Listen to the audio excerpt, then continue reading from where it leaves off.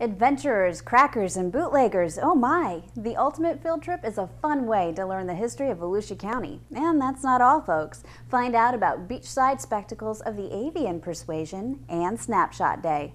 All coming up right on Volusia Magazine. I'm Amber Patterson. Stay tuned.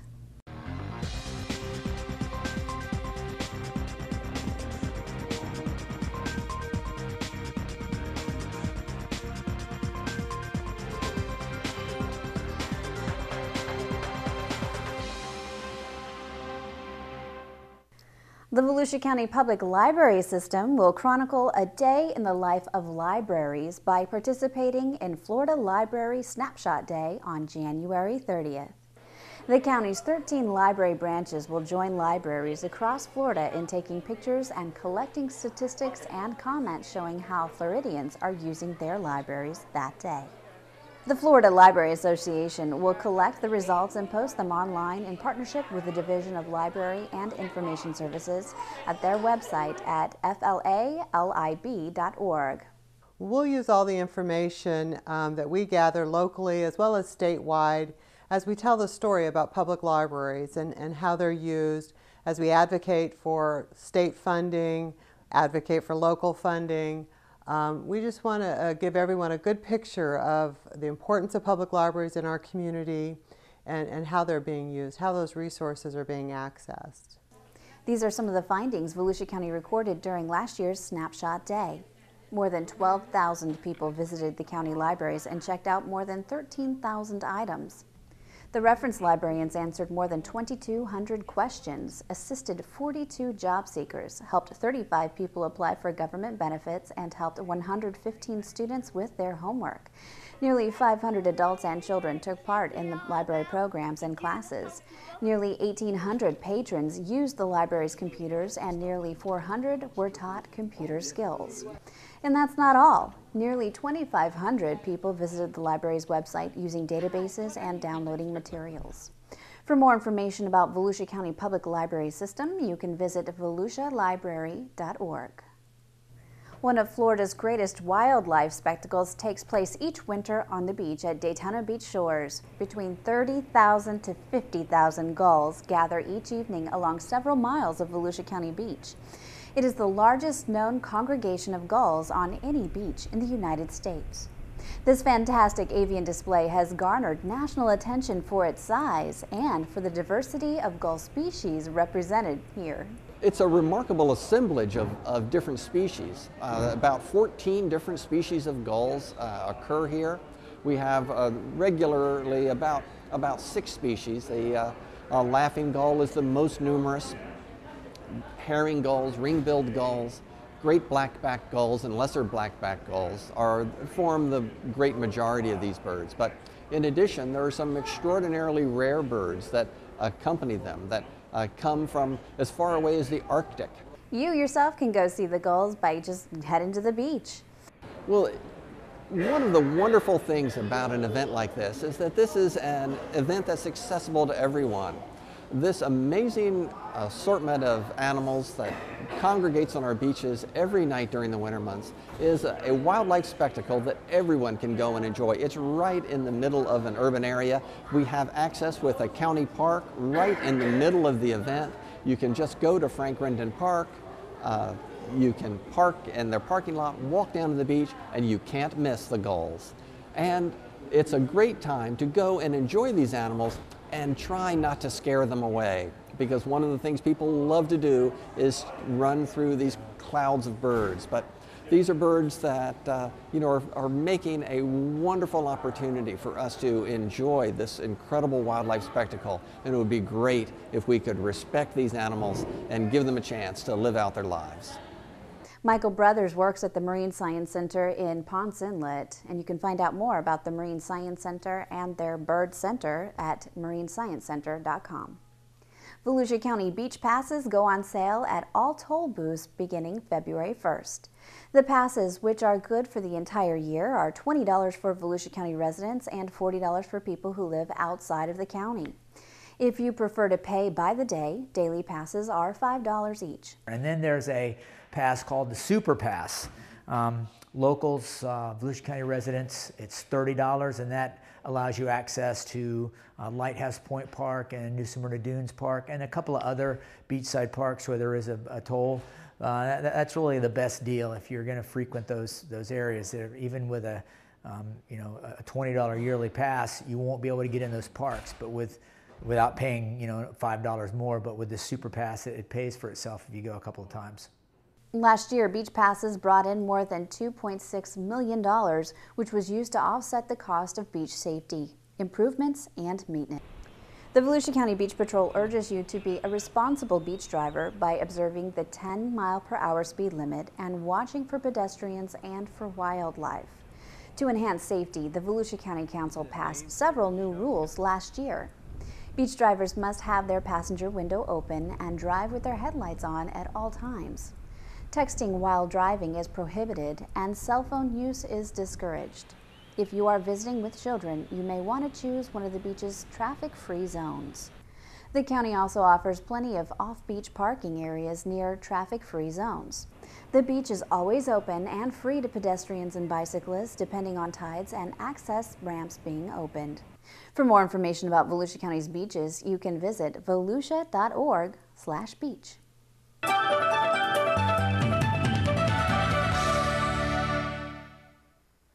Hello, I'm Joshua Wagner, Volusia County Council, District 2. If you're planning a construction project on your home or business, make sure your contractor is licensed and has obtained the proper permits. Obtain an estimate in advance and do not put money down before the work is completed. If you have a complaint, please contact the county's contractor licensing office. We can verify if someone you are hiring is licensed to do the work they claim. For more information, visit volusia.org.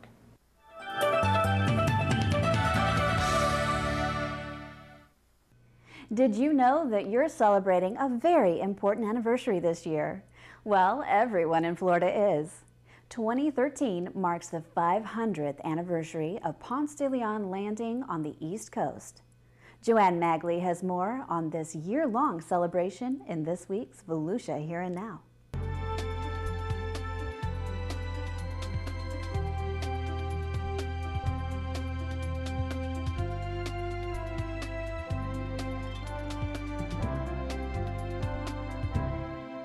While Florida's Native American heritage dates back more than 1,200 years, Spain's claim in 1513 began a new era when Ponce de Leon landed on the East Coast and named this beautiful land La Florida. The Viva Florida 500 is a statewide initiative led by the Florida Department of State. The celebration will take place year-round in 2013, and its many partners, including Volusia County Public Libraries, are planning more than 150 events statewide. Our library system is presenting a one-act play written and directed by Library Support Services Manager Karen Polson. The play, titled The Ultimate Field Trip, offers a glimpse at lesser-known historical and cultural events of the past 5 centuries. I'm Dr. Eleanor Galt Simmons, and I am the only woman doctor in the Miami area in the 1800s. I treated patients such as Sam S. Lewis, the notorious criminal, and I convinced him to come out of hiding. Another one of my patients was A.J. Rose. I'm A.J. Rose, the famous defense attorney for John Ashley of the notorious Ashley Gang. I defended him on murder charges against DeSoto Taggart. You can read more about it in the Miami Herald, which this reporter writes for. I can't wait to meet Doc Webb. He is such a fascinating guy. Do you know he sold mermaids at his store? He also gave away baking powder for free. He even sold a dollar bill for 95 cents. He is such an amazing guy. I can't wait to interview him. Viva Volusia! Some of the other 36 characters portrayed by 6 local men and women include Spanish explorer Juan Ortiz, cracker cowboy Bone Mizell, gang leader John Ashley, and drugstore owner Doc Webb. Chelsea Harrison, a library associate, is also one of the actresses in the play and says she hopes people who come out to watch the play will really gain insight into Florida's history. It's to give them an insight into some of the different characters in Florida's history and to just open their eyes to some of the different historical facts that they may not already know, and to give them a better appreciation for some of our natural local characters. As part of the Viva 500 celebration, staff and volunteers from Volusia County Public Libraries created quilts with each square representing Florida's rich history and culture. We came up with the idea with our Viva Florida 500 committee, and from there we got the material and we cut it into squares, and then we distributed those squares of muslin to all the branches, and we had volunteers and library patrons design on it what Florida means to them. After the 500 squares were collected, volunteers from all of the library branches sewed the squares into the panels. The quilts were on display at the county's Thomas C. Kelly Administration Building in DeLand and will serve as the backdrop for the play. By commemorating Florida's history and heritage, the folks behind Viva Florida 500 hope the initiative will generate new tourism opportunities on a global scale long after this year.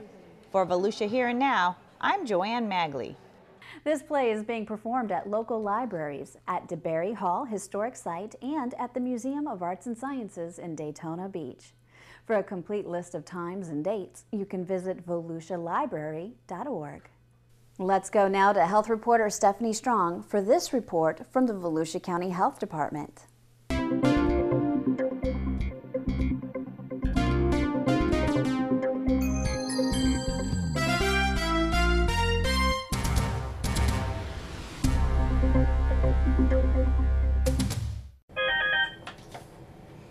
Good morning. You reached Florida Breast and Cervical Cancer Program. Today, the Volusia County Health Department faces the hustle and bustle of another busy day. The phones are ringing as people contact the Florida Breast and Cervical Cancer Early Detection Program, seeking information and help. The Florida Breast and Cervical Cancer Early Detection Program is a program for women ages 50 to 64 who do not have any kind of health insurance and have low income. This program is very important because for many of these women, they would not be able to get these tests without it. The term breast cancer refers to a malignant tumor that has developed from cells in the breast. Cervical cancer is a slow-growing cancer that may not have symptoms but can be found with regular Pap tests. Women need to take the initiative to get their Pap smears and mammograms in order to detect early cancers. Pap smears and mammograms are the screening tools that allow us as providers to diagnose these cancers early. And without these screenings, many women might go years with the cancer being undetected.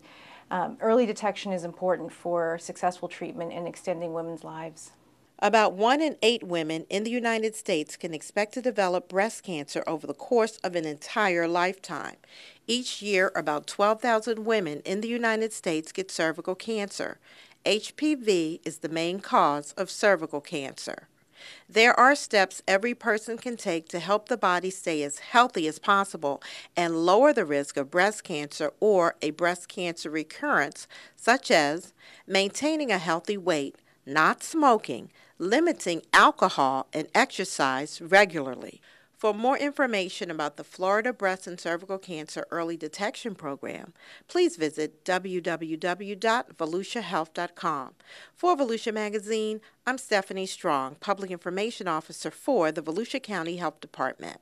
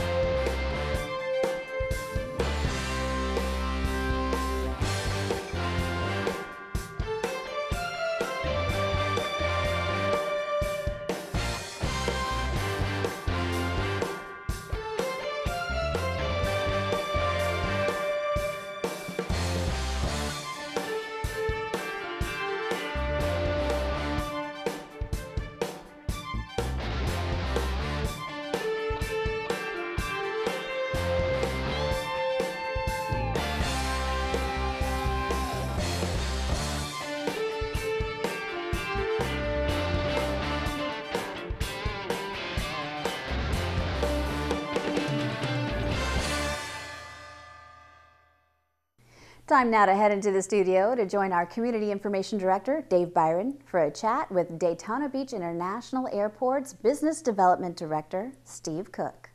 Thanks, Amber, and hi, everyone. Florida's tourism industry seems to be on the rebound, and that's good news for airports across the state. The county-managed Daytona Beach International Airport experienced month-over-month traffic increases for all of 2012, and prospects look very good for 2013. So today we'll catch up on the news at Daytona Beach International Airport. Our guest in the studio is the airport's Business Development Director, Steve Cook. Steve, how you doing? Dave, doing great. Glad to be here. Hey, let's look at the national landscape first before we talk about the numbers locally. You know, the last recent years have been tough for the airline industry, the traveling public as well. As you look at the landscape in the commercial aviation industry across the United States, Steve, what do you see? Well, over the United States, in fact, over the world, it's pretty flat for the airline industry. They've eked out some gains the last few years. You know, but it's basically on they have a lot of add-ons on the ticket. They've reduced capacity tremendously in this country. And so you've seen a reduction of capacity, a little bit of profitability coming out of the recession. But it's really a no-growth scenario, you know, that we see nationally. Steve, you know, you seem to be seeing these big carriers, a lot of them merging with each other. Right. I guess you're ending up with fewer of these big mega carriers. What's the impact of all of that? Well, I think the impact at the end of the day is going to be higher fares. I knew you'd say that. I think that's where it's going to go. The latest one that's being talked about is American and U.S. Airways. Those companies won't talk about it, but that's a logical combination that I think is probably going to happen at some point. Wow. You know, it's a big secret and everything, but it's really not a secret. And you'll end up with maybe 4 mega carriers in the United States. And that's kind of where it's going. You know, it seems to be going. Talk about American Airlines, for example. They're in bankruptcy, yes. But that's not necessarily a bad thing. No, it's not a bad thing. They entered bankruptcy with something like $4 billion in the bank in free cash. And so they're buying new aircraft. They're actually looking at more flying that they want to do. We're talking to them about Daytona Beach, Miami, possibly Dallas, and they're showing some interest. So that's one thing we're going to be looking at this spring, you know, moving into the summer. We think that's a real possibility for Daytona Beach, given this new environment. Well, Steve, one of the things that I hear as you look long-term into the future of the airline industry is that there are fewer and fewer people that are going to be pilots, pilot shortage, so to speak. It's a major issue. News media hasn't really focused on that, but you know, they've raised the minimum requirements for pilots. You know, it's gone from 250 hours to 1,500 hours. There's other things, other technical things that, you know, make it harder to be a commercial airline pilot. At the same time, you've got the Vietnam era pilots going out of the system. And so it's a shortage. It's a definite shortage. And the airlines are concerned, of course, because they, number one, can't get pilots, but the ones they have are probably going to want increased paychecks. And so that's going to increase their costs as well. So it's a major issue in the airline industry. I would think that bodes well for Embry-Riddle Aeronautical University. Absolutely. They right there at the airport. I mean, they train a good percentage of the pilots across the country. It's something over 20% of the pilots in this country are trained by Embry-Riddle, something like that, commercial airline pilots. Wow. And they've got a great program. It's expanding. They've had tremendous upside statistics this past year, 2012. And I think that's just going to keep on growing, and they're going to be focusing on that. It's a great thing for them, and it's a great thing for the airline industry because they produced quality, super great pilots at Embry-Riddle. Steve, let's look at the picture in terms of passenger traffic at the airport. 2012 it was a strong year actually at Daytona Beach. If you compare it to other airports and other cities, we did very well. We're up 6% over 2011. We went from about 550,000 passengers to 584 and some change this year. It was a good year. Actually, for the last 37 months, we've actually had increases for 34 of those months. Wow. And you know, we think 2013 can be good as well. You know, we've got really good demand working for us in Daytona Beach. People like the airport. We keep trying to make it more convenient for the air traveling public, and trying to do things that make it better and easier and quicker, you know, for them, so they will return and use the airport again. You know, Steve, the airport's 2 mainline carriers, Delta and U.S. Air, my understanding is you know, they're virtually full every day, every flight. It's in the 90s. You know, it's 92, 93%. most days, most times, and it's a phenomenal load factor. Of course, they need high load factors to be profitable, and I think the airlines are vitally concerned about that in this market. But in terms of Daytona Beach, they seem to be doing very well. About the fares, Steve, of course, you know, your airport is always trying to be competitive fare-wise with, you know, some of the neighbors and so forth. From what I hear, the fares are pretty competitive. They've been pretty good last like 6 or 8 months. We've seen a leveling of the fare differential between ourselves and Orlando and certainly Jacksonville. And so when people see that, if there's a small difference in the average fare, they'll actually choose Daytona Beach if they're within 40 miles, 35 miles of the airport. It's much more convenient, much easier. You know, when you get packed back from your business trip or wherever you're going, you're actually going to be home instead of in a chaotic situation at some other airport. So it's a great choice for our local market. And your parking rates, I think, are cheaper than that. I mean, when you stay for a week in an airport, I mean, you could rack up a pretty good parking rate. Yeah, you can do it at a lot of airports. You know, we raised them a couple of years ago, but we're still at the bottom end of what other airports are charging in our region. If you look at Orlando, Jacksonville, those airports, they're much higher than Daytona Beach.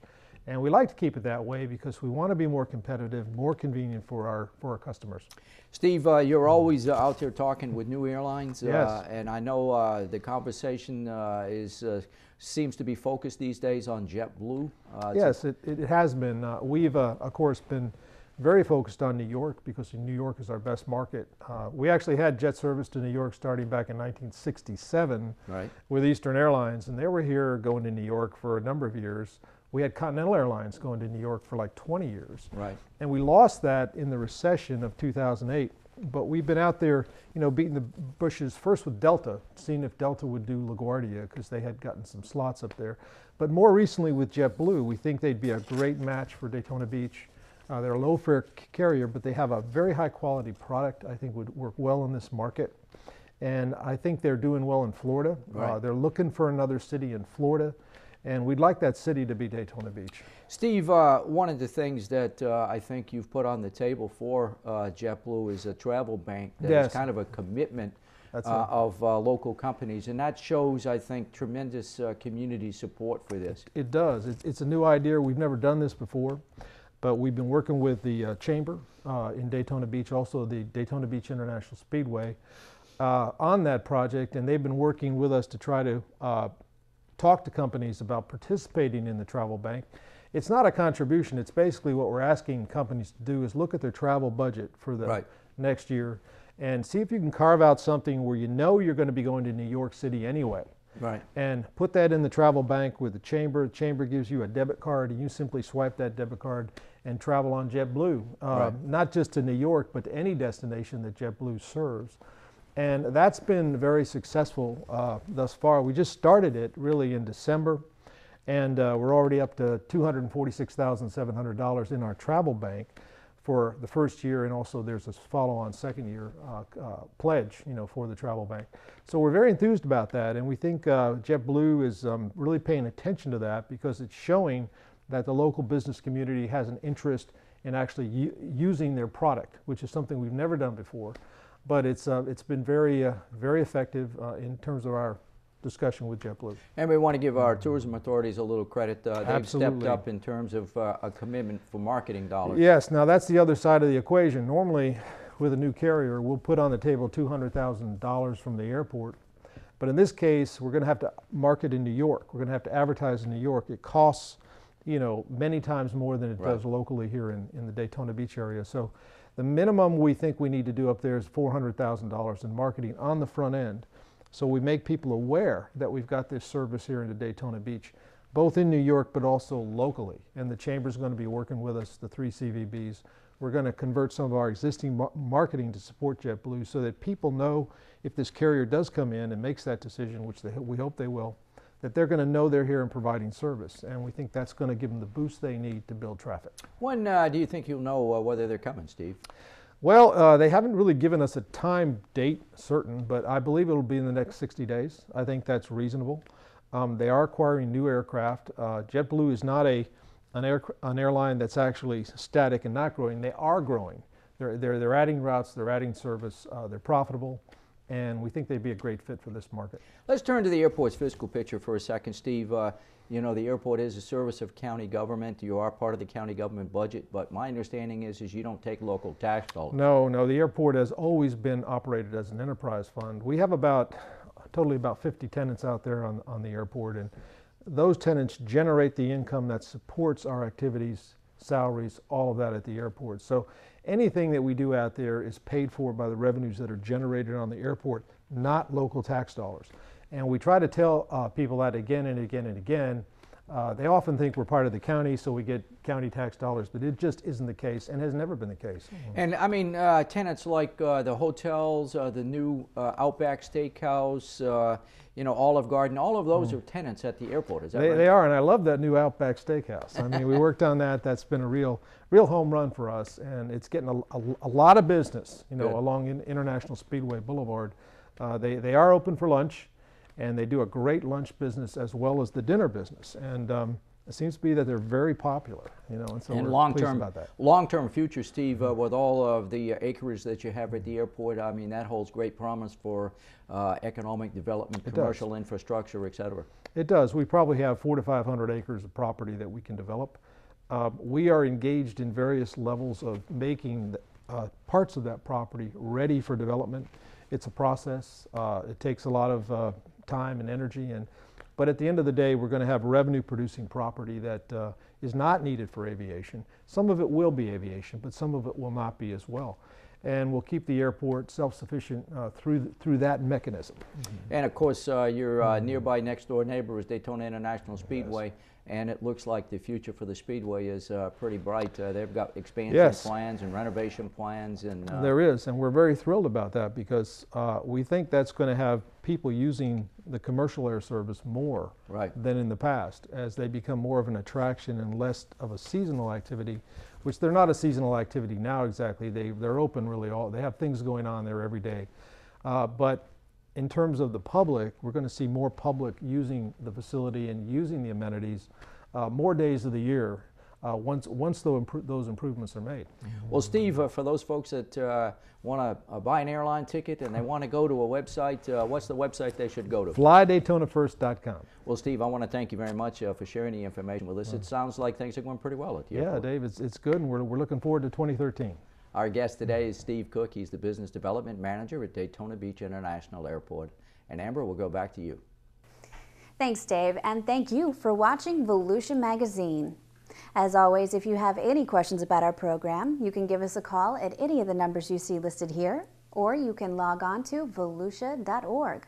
You know, you can also watch the show online. Just go to volusia.org and select News. And we hope you won't forget to listen to Volusia Today, Volusia County Government's public information radio broadcast. Volusia Today airs every Tuesday and Sunday mornings on the local radio stations you see on your screen.